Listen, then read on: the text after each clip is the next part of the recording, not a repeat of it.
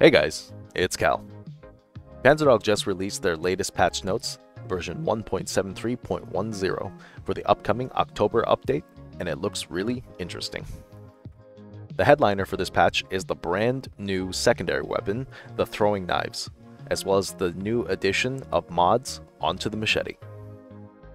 Throwing knives can either be thrown in mid-range combat or traditional melee, like the machete or KLTR, in close-range combat.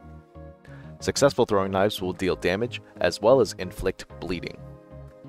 Given how the bleed mechanic functions in Tacticool, I wonder if the bleed damage inflicted by a throwing knife can be mitigated using adrenaline. I guess we'll have to wait and see. The mods for Machete sounds like an interesting idea, to say the least. At least in terms of providing the Machete a much needed buff. If you guys know me, I've been asking for knife buffs for the longest time, and I think they finally obliged. Not that they listened to me. Back in the old days of Tacticool, the Machete was a super popular, high-risk, high-reward secondary, being able to one-shot nearly every single operator, even if you weren't Chiron. However, with the introduction of talents, all of the operator reworks, prototype secondaries such as Injector and Flamethrower, why would you ever choose to run Machete? Even most Chirons nowadays forego the Machete in favor of Flamethrower. Here's a look at the new mods that will be available for the Machete. Thanks to Lord Yuri from Discord for the pictures that they provided, as well as making me aware of this patch. So for the Machete, you have two potential mods. One for the blade and one for the handle. For the blade, you can choose between reduced bullet damage taken, increased melee damage, or reduced melee damage taken. For the handle, you can choose between increased weapon switch speed, movement speed, or main weapon tactical reload speed. As of right now, September 27th, 2024, the Handle Combo 2 mod is bugged and does not work as it should.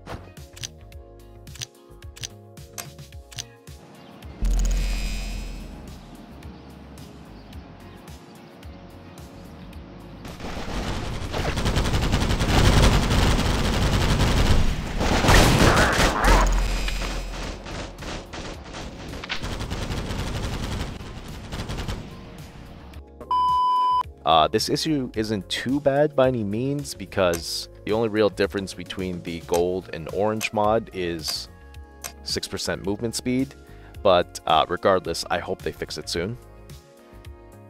Back to the throwing knives. I'm just going to be reading the patch notes, so if you want to listen, feel free to just keep listening to the video. If you want to read the patch notes for yourself, I will leave a link to the page in the description of the video down below. Anyways, throwing knives, the new secondary weapon.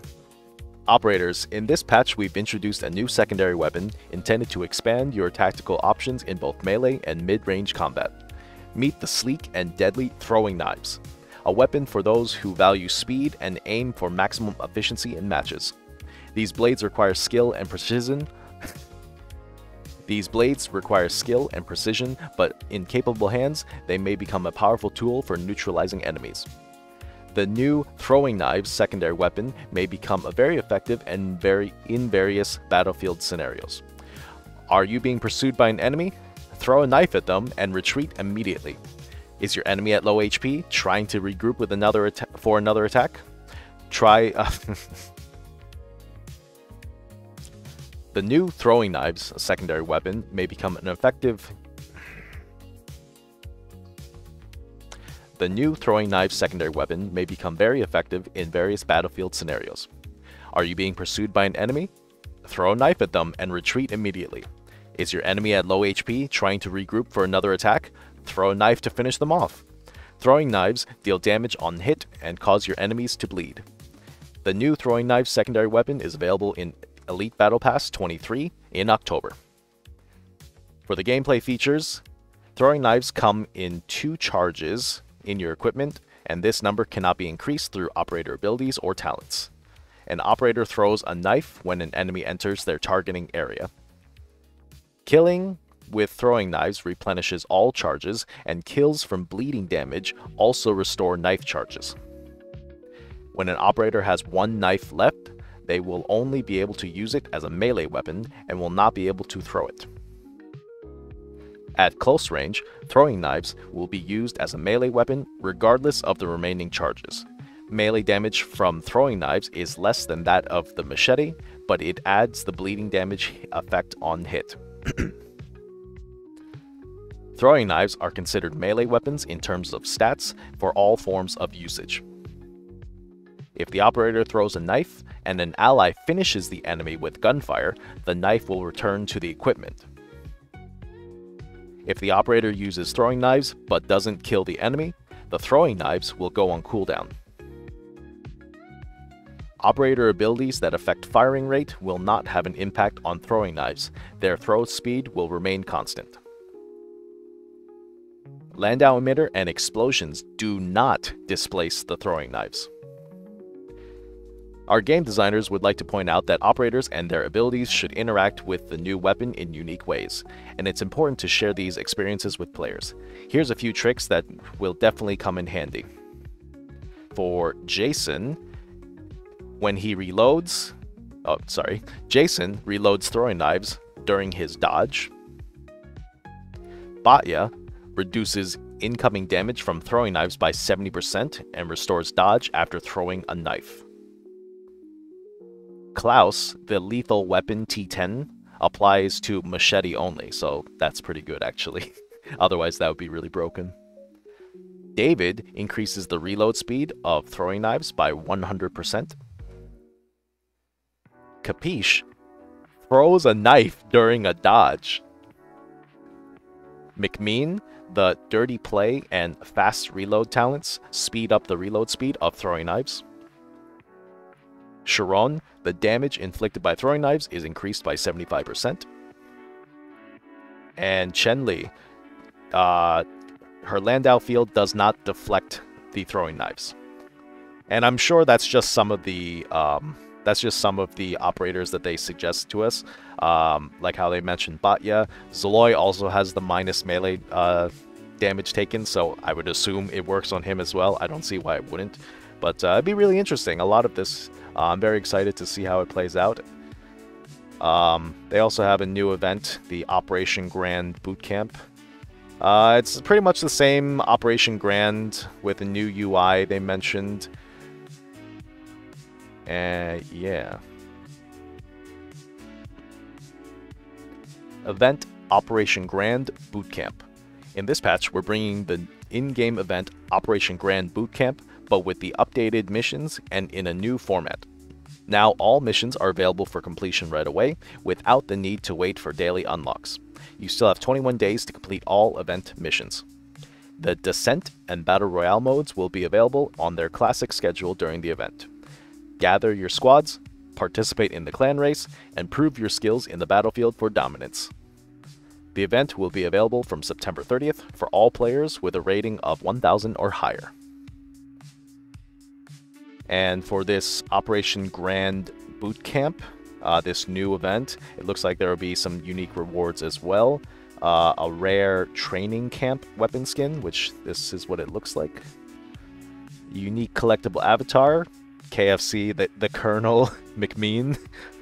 And it looks like another weapon skin, but they didn't mention anything about this. It looks pretty cool. It looks radioactive. I hope it's animated. That'd be really cool.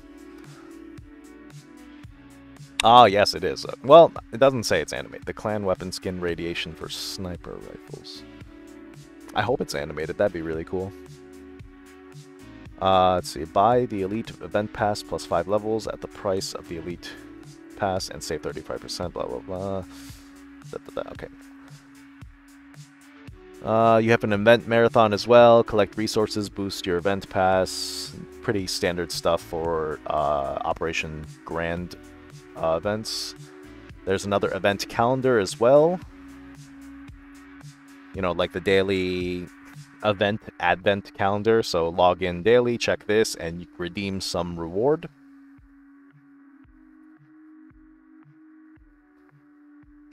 There's also some gameplay changes as well.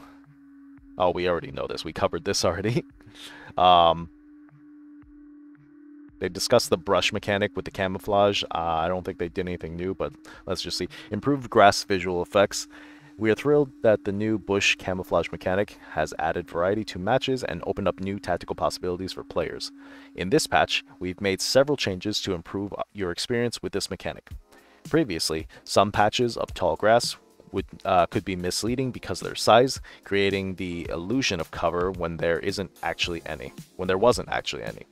We've reworked both the models and visual effects of the grass to clearly indicate zones where you can hide and those that don't offer protection.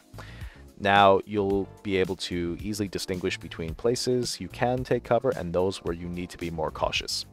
The list of changes and the brush camouflage mechanic are available on the following maps, such as Airplane Graveyard or Aircraft Graveyard, the Capture the Bag mode, Village, Control mode, and Battle Royale. Personally, you know, having played with the bush camouflage mechanic, I thought it was pretty evident which ones were and weren't able to camouflage you, considering they also had like the occlusion effect where, you know, your screen zooms in on you and you see like the dark border, but you know, I guess some people need a little extra help, but whatever. Tons of bug fixes as well. And yeah, I'm pretty excited. So in conclusion, the update is now live, and we're confident it will bring fresh ideas to your gameplay. We've put a lot of effort into these changes and hope they provide you exciting moments and new tactical opportunities. One more gameplay tip for those who've read the patch notes to the end. If an enemy is using an MRA-36, the flamethrower, and you need to eliminate them in melee combat without risking an explosion, throwing knives will be your best choice. Yeah, that'll be really, really interesting when the throwing knives actually drop. Because I'm sure a lot of you can relate. Flamethrower explosion mechanic, when you knife them, as a Sharon specifically. Sharon has not been as popular because everyone uses flamethrower and the explosion will pretty much kill you if you knife them. So depending on how much damage the throwing knives actually do in tandem with Sharon particularly, this could be very fun. Very broken, but you know, I'm excited. That's the end of the patch notes. Anyways, guys, that's pretty much that. So if you guys enjoyed the video, make sure to leave a like on the video. I would greatly appreciate it. Subscribe if you haven't already. And hit the bell icon to be notified of all of my newest uploads, video premieres, or whenever I go live on YouTube. If you're watching this today, Friday, September 27th, 2024, I will be live streaming at nighttime, 10 p.m. Eastern Standard. There's no reason for it, it's just I kind of want to try a different time slot to stream. I hope you guys don't mind, especially my regular viewers. I want to just try to branch out a little to see, you know, see what's up. Anyways, thanks for watching, guys. See ya.